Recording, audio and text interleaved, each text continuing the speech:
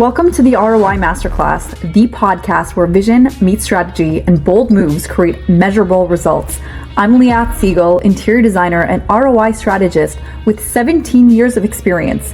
I help businesses transform properties and ideas into high-performing assets. This show is specifically for real estate investors, hospitality operators, and boutique developers who aren't afraid to take risks, challenge the status quo, and demand a return on every decision they make. Each and every week, we talk with innovators and leaders across industries about the strategies and the insights and really all the unconventional thinking that turns potential into profit every single time. If you believe that smart design, decisive leadership, and strategic risk are the keys to real ROI, you're in the exact right place. Let's dive in.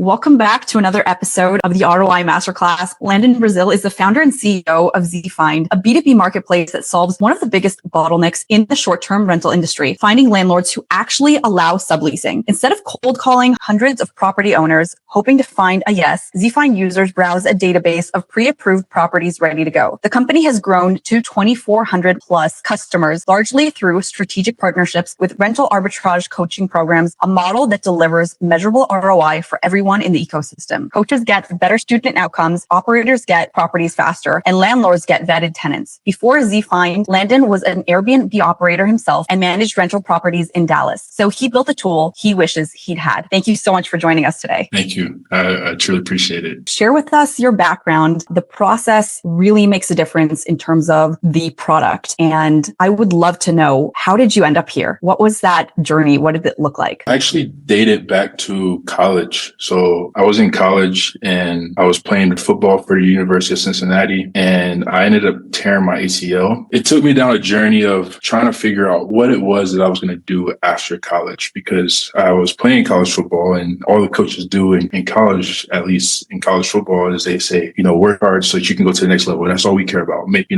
Focus on football, like everything else will come. Like, obviously, as a coach, your only goal really is to make sure that the athlete has what they need so that you can keep your job. That's really it. So I knew that with their mindset, I needed to figure out another option outside of just college itself. And that's when I got down the rabbit hole of entrepreneurship and figuring out what I wanted to do while I was in college, so that by the time I got out of college, I was off to a better start. And I actually decided that I wanted to help so before that thought, I actually noticed how a lot of my teammates and me as well, because at Cincinnati, we were one of the first schools to start getting paid, them testing out, paying us as college athletes. And the money that I was getting, I was using it to buy shoes. I would buy the shoes and I would resell the shoes, basically. And so new releases would come out. I even remember Kevin Hart, he dropped his first Nike shoe, and I ended up buying it, reselling it for double to triple the amount. And what I realized is most of my teammates were in the shoes, a good majority of them. And I'm well, if I have this idea, let me figure out how I can combine everybody so I can make more money. So I ended up asking some of my teammates if they're interested in consigning their shoes through my website. And it actually got pretty big because I was also taking their shoes, putting them on eBay, and I was starting an auction off at 99 cents for some of the most rare shoes that would drop. And the price would run up to $5,000 for a pair of shoes, or $3,000 for a pair of shoes, or, Yeezys were big at the time. It'd be $1,200 for some Yeezys that started at an auction at 99 cents. And I became a pretty big reseller on eBay at the time. So that got my awareness of okay, I like entrepreneurship. I like finding ways to solve problems and find ways to help other people make money. That was something that I really strongly started to believe in. And I also loved real estate. I was inspired by a lot of the real estate investors simply because a lot of the donors for Cincinnati were big real estate investors. And so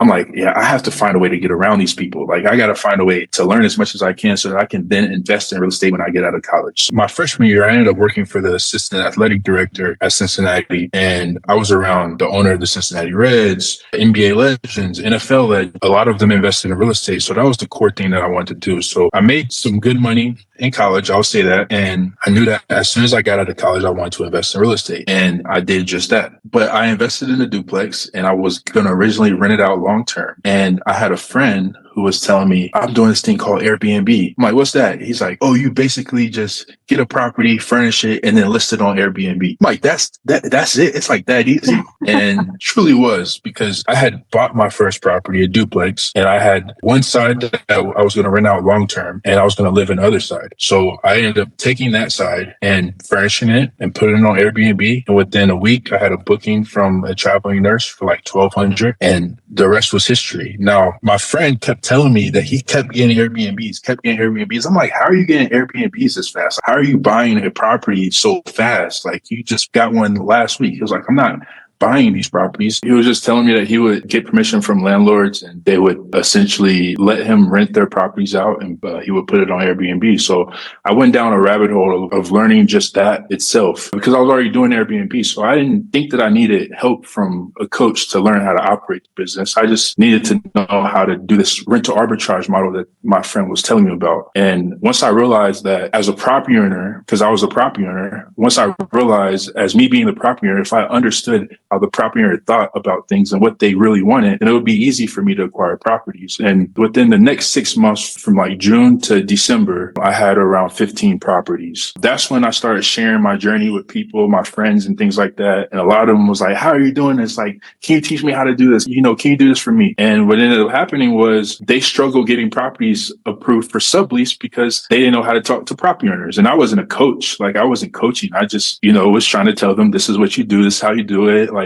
I think I made it sound a little easier than it seemed, but the unlock was the fact that a lot of them said, Landon, like, this is great. Thank you for teaching me this, but can you just find the property for me? And that is when the Z-Find mindset started coming, because it was so easy for me to find properties for people. I didn't look at it as like a business model at the time. I helped around 70 people get their first Airbnb for free. But what it did was it built my confidence. It allowed for me to know how to talk to a property owner, how to provide value to a property owner. It allowed me to build relationships with coaches and operators and, different things like that. I think I gained more from helping people for free than I would have if I got paid for it. I think helping people for free was more valuable than getting paid for helping 70 people. Why do you think that specifically unlocked for you so much knowledge and education? I mean, with my podcast, right, I'm speaking to hundreds and hundreds of investors, developers, and hospitality operators. I'm definitely learning and growing so much from understanding what their needs are. But I would love to hear from you. What is that thing that really clicked for you when you did that for free? I think when people charge for things, there's a sense of like, I still lead by what I'm about to share, but I think when people charge for things, they don't want to like share all the flaws. They don't want to share all the mistakes. They don't want to share all the negatives. They want everything to seem like it's the most positive, best thing ever in the world. You're paying for this and you're going to get exactly that. When you do things for free, you can easily tell someone, hey, I'm just doing this for the first time. I'm just testing out my ability. I think I know what I'm doing. If I do a bad job, can you give me feedback? Like, it removes all the thought of you just paid me for something. I'm not going to share with you how this is my first day doing this. I'm not going to share with you how I might not be the best person you should have paid because I know all the other people that do it way better than me. Like, when you do it for free, when I was doing it for free, I realized that I was growing much faster than even the coaches that were teaching the model.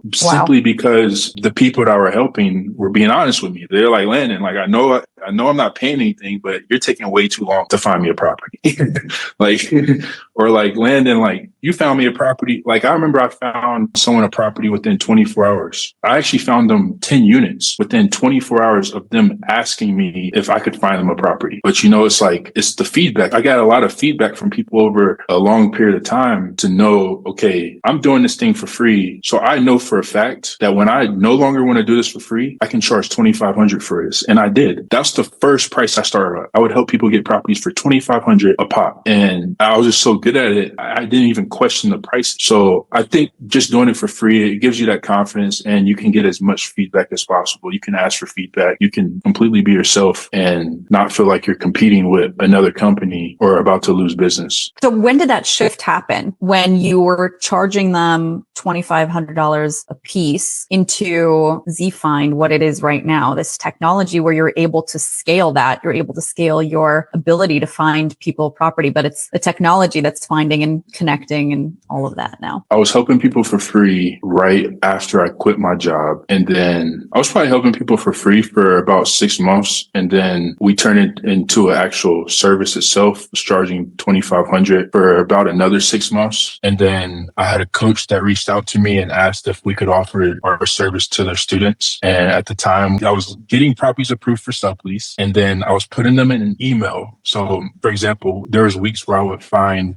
100 properties approved for rental arbitrage or approved for Airbnb sublease. I had to put 100 properties separately in one separate email and then send it out to the list. So we were working with that coach. That's what we were doing. We were taking the property and just sending it as an email to all their students. And after realizing 20 students were coming in one day, 40 students in 1 week, or, whatever the case may be, I realized that distribution was going to be the hardest thing to solve. And because it just made no sense to get all these properties and then send them out in individual emails. But I was copying wholesalers. I saw what wholesalers were doing. They were getting properties under contract, and they were putting in an email and send it out to their buyers. And I was copying that same model. But I realized at scale, it just doesn't work. And at the time I was looking at like Zillow. Zillow's $1 billion company. There's no way I can replicate that, at my level. And I tried it and it worked. And I was able to get a team member to add all these properties to the platform. And then it made it easier for users to just log in. It made it better for a coach, their experience. They're like, oh, you can use this platform. Then I started noticing that the coach would use us in ads. They would record our platform and put it as an ad. Like, I just noticed that it just blew up when we changed the distribution model. But that was the turning point, I would say. So walk us through what ZFind looks like today. What does it do? How can people use it? And what is your secret sauce? So the way ZFind is today is just a marketplace of properties that are approved for sublease. So property owners can join our platform and they can upload their properties to our platform. We also integrate with the MLS. So we sync properties through the MLS to our platform. And then those properties are then verified by those property owners directly, approved for sublease. We have conversations with every single property owner that's on our platform because we want to explicitly get in writing or verbally that they allow subleasing. And then we have our users. They can just join our platform via subscription, get access to unlimited properties approved for sublease across the country. And it's just the connection between supply and demand. When it comes to secret sauce, I won't tell the secret itself, but I will say is like with ZFind, one, we figured out a way to not have to spend any money acquiring a customer. So since I started helping people get properties, I've never had to pay to get a customer. And the other part to it that even makes it even better is our customers are, in a way, our lead generation team. And yes, it's great for us, but what's even better is it allows for our customers to get exactly what they're looking for, which is why we're able to achieve around 30 leases per week. So I think I've listened to our users enough to know that the secret isn't just listening to your users. Like the sauce is knowing what your users want and creating that for them. And that's how I've been able to achieve what I've been able to achieve so far. So what's unfolding with ZFind? Is it in its final form? Is it evolving? Is it growing? What does it look like in 5-10 years from now? ZFind is nowhere near its final form. Every year, I think I'm only like adding 1% to like where I'm at. And even like now, I think I'm only at like 5% of what is possible. When it comes to the future, I really just want to be the go. When they think about Zillow, they're like, okay, if I want a property for rent, I'm probably going to go to Zillow. And I know for a fact that any property on Zillow, the property owner has said yes to wanting to rent their property. I want people to think the same thing about ZFind on the sublease side. But instead of it just being regular people, I want it to be businesses because we empower a business to be able to acquire properties to sublease them. Like that's the core of it all. So 10 years down the line, 5 years, 15 years down the line, I want a world where the government can use our platform to find properties approved for sublease. I want a world where insurance companies can use our platform to find properties approved for sublease. Not just Airbnb coaches, but every coach in every industry, every user in every industry that has a business that needs to find a property approved for sublease. And not just in the US, but the entire world, because subleasing it's not a regulated thing in a city. In most cases, it's getting permission from the landlord to allow you to sublease their property. And there's a lot of benefits to a landlord. They would want to sublease their property because the business would typically take better care of their property than normal long-term tenant. There's a lot of benefits for both the property owner, but the issue is property owners have to be educated. It's not just a thing where you just tell a property owner, go to a platform and hit the sublease button. It's not going to happen. This is why if you go to Zillow, you're not going to see tons of properties approved for sublease, because the property owner has to be educated on why someone would need to sublease their property. So the world that I look at it in the future is the platform that people go to find properties approved for sublease in all business categories. There's a lot of movement in the market right now for governments to stop subleasing. I would love for you to talk about like how that's affecting Airbnb, and also maybe a little more about why property owners would prefer subleasing versus the other way, because I would think that their perspective could be like, there's a lot more wear and tear, a lot more people coming in and out. You don't know how well the person who's subleasing is going to vet the people coming in. So if you could speak to those 2 points, that would be great. Yeah. Speaking on the government side, the government aspect is down the road for us. But when I look at just the market and how things trend, things come and go. Right now, it could be the situation with the government, but in 5-10 years, it might not be that same. And also in the very beginning, before the actual government side of things, like right now in ZFind's existence, we get people who will win a government contract and then use our platform to find inventory. So even if the government is not directly subleasing, the people that win contracts still use us for their business. So I can't really speak too much on the government itself. I'd have to more so speak to our users of knowing, okay, what's going on in your industry, and do you feel like will no longer be in existence for your specific use case? But again, things do trend. Things happen. Things go on now, and then they don't exist a year from now, and then it's cyclical. Airbnb, for a while, nobody went through Airbnb. It was the worst thing ever, and then it became the best thing ever, and then now nobody wants to do Airbnb anymore. And it's like it happens. So I'm not really worried about it, because there's so many industries to still serve. If I can't serve the government, I can serve insurance. If I can't serve insurance, I can serve hospitality. If I can't serve hospitality, I can serve medical. So there's so many different angles to go after. I think what I meant more so,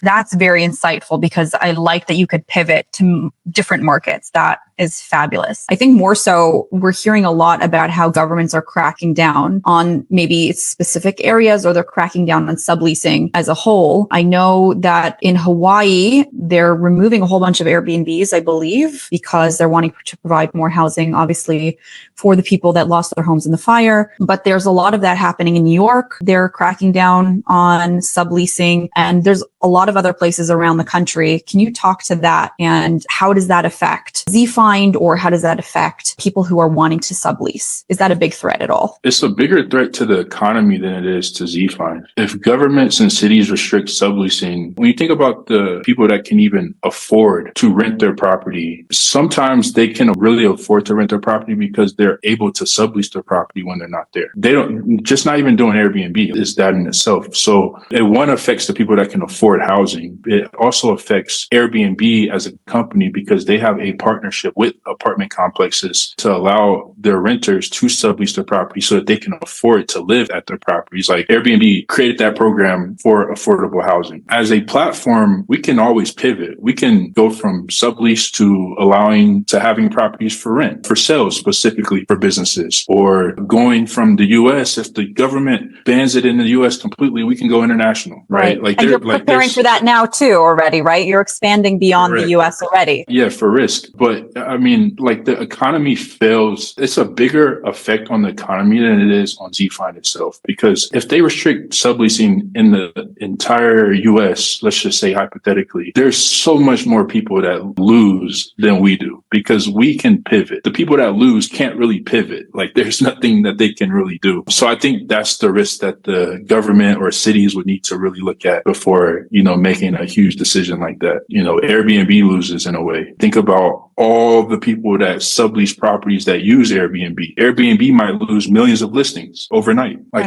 causes way more damage before it even gets to us. So that's how I would answer that.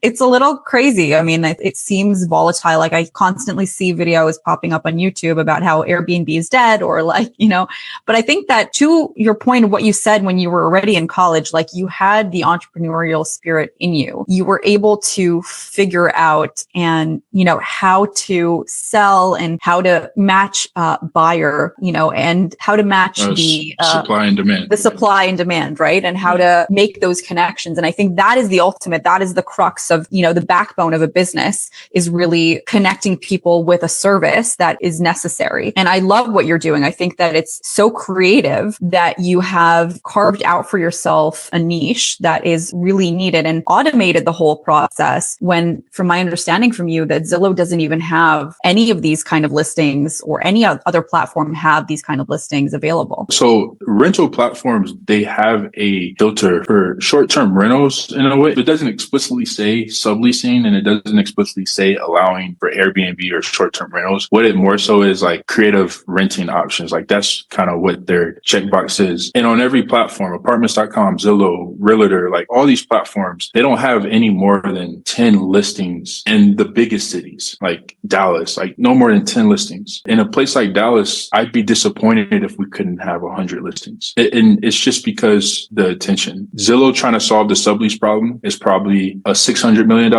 problem, but that problem is not big enough for them to really pursue. They're a $12 billion company. Apartments.com, same thing. That's not a big enough problem for them to solve. But for someone that's not making $600 million a year, that's a big problem to solve. The buy and sell market is just much more bigger. It's a huge market to solve. There's so many ways that you can leverage it. You can make money off of real estate agents or percentage from commissions. The amount that people pay for is so much larger. So the commissions are so much larger. There's different things like that. So I think they just saw the gold there, but the rental real estate market is still a $1 trillion industry. It's just very untapped. Absolutely. And that's what you're doing. Can you talk to your expansion in terms of going to other markets, going global? What does that look like? And what are some of the challenges that you face doing so? Regulations is the biggest challenge. Compliance is the biggest challenge going into other markets. The decision is on the property owner before us, but either way, we still have to make sure that we can have rights to list these properties, or we can be in the market and make subscription revenue off of inventory without breaking any real estate laws, different things like that. But other than that, I don't really see a challenge because one, we fill vacancies. Two, subleasing is legal everywhere as long as the property owner allows subleasing. And the hospitality market, specifically short-term rentals, is still so untapped. I mean, just in the US, there's things that I still want to accomplish. We're working on a Google Chrome extension right now that will overlay on all real estate listing platforms to show if those properties are approved for sublease or not. That will be free. So it's just like there's so many things I can still do in the US itself, but going international will be a huge bonus for us. But there's still so much to tap into in just the US itself. I think the biggest challenges, though, are creating awareness and dealing with pressure from bigger companies. I've gotten threats from some pretty big companies when it comes to, what I do. So I think that's the biggest challenge, is just navigating that and creating more awareness of what we have. And then I think attracting talent is going to probably be the easiest thing that comes from navigating the threats and awareness. Well, when you're getting threatened, you know that you're onto something good. People who are wanting to start, get a vacation rental, what can they do to get an owner to agree to sublease? If maybe, what would that thing be that they could tell them that would kind of get them on their side to sublease to them? One, just tell them the truth. When I was learning this model, I had bought about 12 different courses from coaches. I would make the money from my job, and then I would also make the money from Airbnb itself, and I would use all that money to just buy courses. And back then, some coaches would teach, beat around the bush a little bit, tell the property owner what they want to hear instead of the truth, and then mention Airbnb at the end, the very last minute. And it worked, but it's not the best way to start a relationship with this property owner. And it honestly, the property owner will be able to sense it. So it just comes to being truthful, and then telling property owners the truth. Honestly, it just comes down to telling them the truth and being straight to the point. Like, look, I want to rent your property because I see that this is a property that can produce a lot of income for my business. The reason why is because I've looked at the numbers and the numbers make sense. I feel like I'm the most qualified to rent your property because I'm backed by insurance, or I'm in a market that makes the most sense. Like, just tell them exactly what it is that you want to do, why you want to do it, why it makes sense, and why this is the best property for the situation. And then also talk about how you want to build a long-term relationship with that property owner. And it can go a long way. I mean, there were property owners that were giving me properties in 2021. And to this day, even today, we still have property owners that still give us properties, or they'll go buy more properties and give them, half of their portfolio to us simply because we were truthful in the beginning. We mentioned Airbnb within the first 15 seconds of the conversation. And I will also say to people that want to get started or get into the industry, look at everything as abundance, because there's hundreds of millions of listing properties for rent. So if you're abundant about it, then you'll get the result a lot faster than you expected, because a lot of times people are nervous to get that rejection because they think that even if they got 50 no's, that's going to be all their options, when there's hundreds of millions of properties for rent in the US. And if it doesn't work in the US, just go international, and they don't even check credit, which is even better.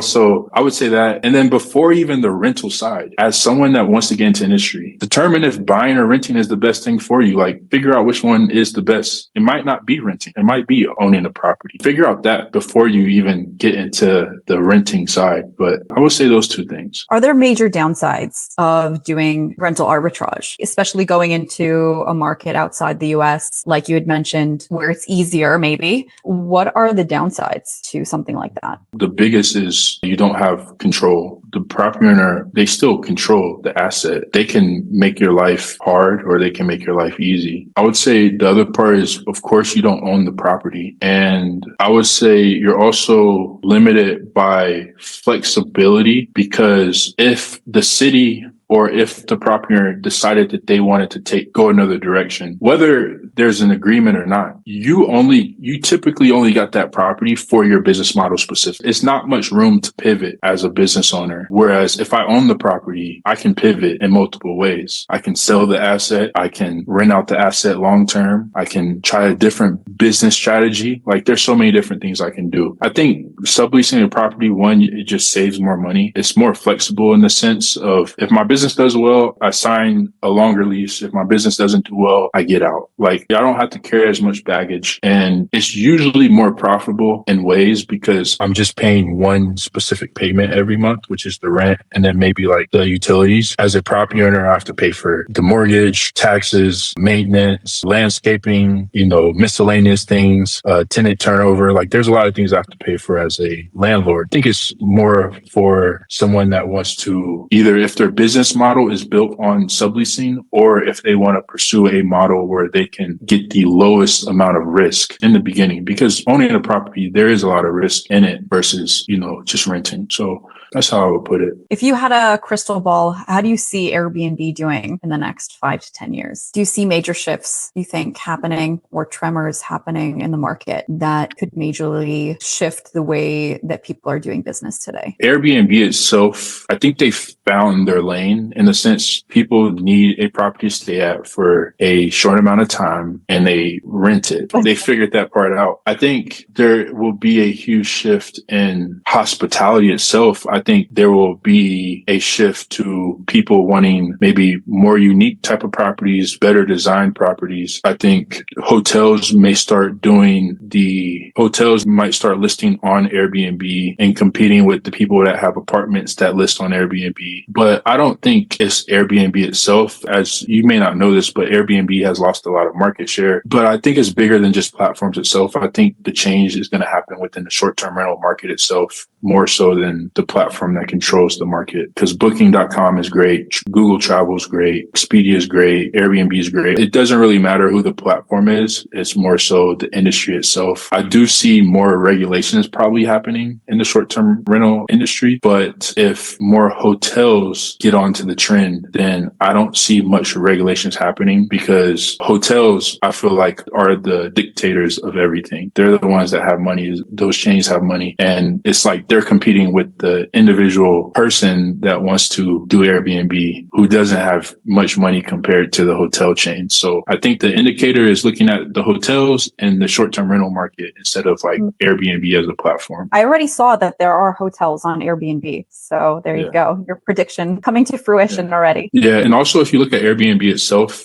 Airbnb is going in the direction of let's just be a marketplace of as much as possible, because like Airbnb, they are offering vendors. So I can find a chef or an interior designer or a trainer. Like they are taking measures cautiously in the way they handle things, because if they fail on one side, then they still have to make money somewhere else. You know, they have to make money working with co-hosts. Like they launched a co-host marketplace so that if property owners need help managing their properties, they can work with a co-host. So I think, again, it's the platforms are competing with the platforms themselves, but the hotels and the industry itself, short-term rental industry, is what you really look at to like figure out where the market will head. Yeah, absolutely. And I think that is going to be strong because people always need the desire to go stay somewhere, especially if it's a large group or a large family. I know that when we go places, we never want to stay at a hotel because we'd have to get, multiple different rooms and then they're not connected. And like, I need to be with my kids, so Airbnb or any kind of short-term rental is the thing that we need in order to go. So that market is not going away. I love that shift in perspective, that like stop focusing too much on the specific platform and just know that this is an entire industry that is not going away. How do you see the way a property looks affect its value and its bookability? That's the number one. That's the biggest indicator of, well, on the outside looking in, someone wouldn't know that that's the biggest indicator. The only person that knows that that's the biggest indicator is the operator themselves. But design and how a property is presented is by far, I think, the biggest indicator on if that property will make money. I mean, think about it. Well, this is how I do things. If I am about to travel, I'm looking at hotels, of course, but I'm looking at how the hotel looks inside before I make the decision on what hotel I want to stay at. But when I go on Airbnb and I'm looking for a place to stay, I'm looking at how the Airbnb looks inside before making the decision to actually book the Airbnb. And the only reason why I'm making that decision is because of how it's designed. And then some other things, like I'm 6'5", so I need a king size bed. Like there's other indicators, but specifically I'm going for a property that's designed the best because I know that I want to stay somewhere nice. I want to stay somewhere that doesn't look bad. Even just from a frequency standpoint, better designed place has a higher frequency than a terrible designed place and a not so great looking place, right? So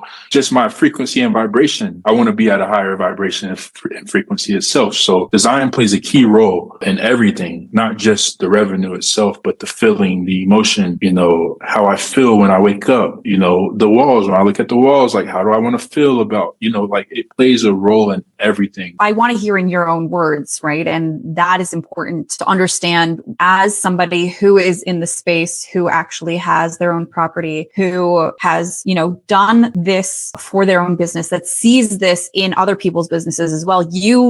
Every single touch point and understand all the different perspectives. So it's interesting to hear that it's that important, that it's that high on the list. Do you think that hosts understand that they know when they're going to furnish a space, what the ROI is going to be when they either make upgrades or they, add furnishings? I think hosts do know that there's an ROI behind it. I don't think they know exactly the exact number, but I do know that it doesn't make sense to me that a host doesn't know that there's an ROI behind making the property better. In a perfect world, every host, even knowing the ROI behind making the property better, in a perfect world, they would make those changes, those upgrades. But reality is there's a lot of things that keep people from doing it, like affordability, creativity. It's many different things, right? So not knowing what upgrades would map to what uplift is a huge one, I think. Mindset itself, like I'm doing fine. Like, it's going to be too much work to design and then rearrange. Like there's so many different things. But I know for a fact that everybody that hosts properties knows for a fact that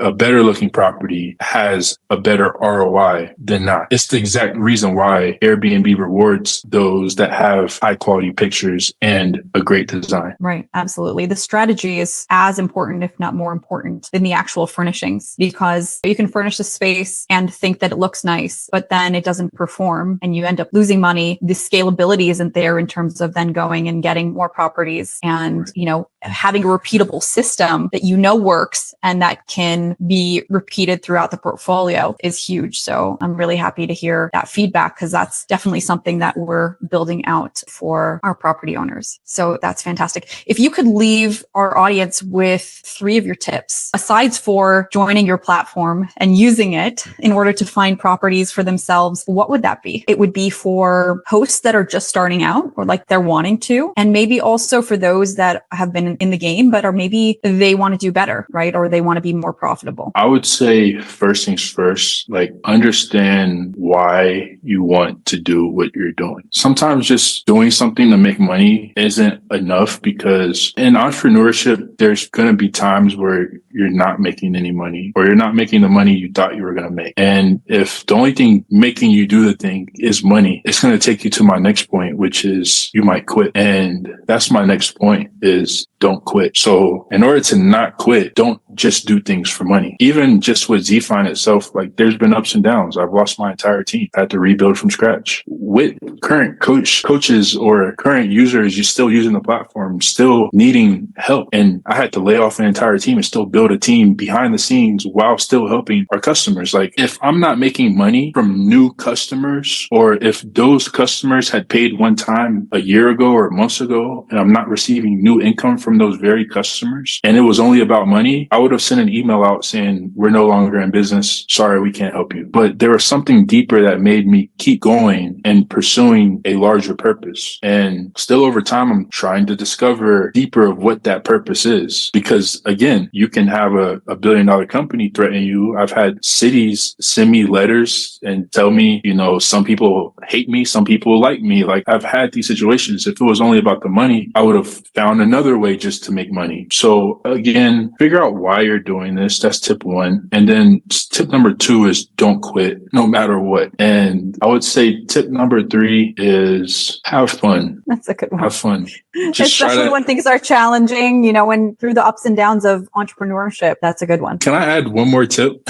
Yeah, of course. Like a bonus. The bonus is speak positive over every situation. Sometimes it's hard to control your thoughts, but it's way easier to control what you speak. So when the negativity does come, the negative thoughts come in, or the doubt, or whatever the case may be, speak positivity, because if your goal is a lot bigger than just making money, you will achieve every single thing that you want. It may take years, or it may take months. It may take days. It may take weeks, but you will achieve everything that you want. So that's the other thing. Just speak positive. And that's just a rule for life. Like speak positive over yourself and you'll get everything that you want to get, because everything already exists in the world that you want. You just have to become that person to get what it is. I love that. Right. Beautiful. Landon, thank you so much for joining us.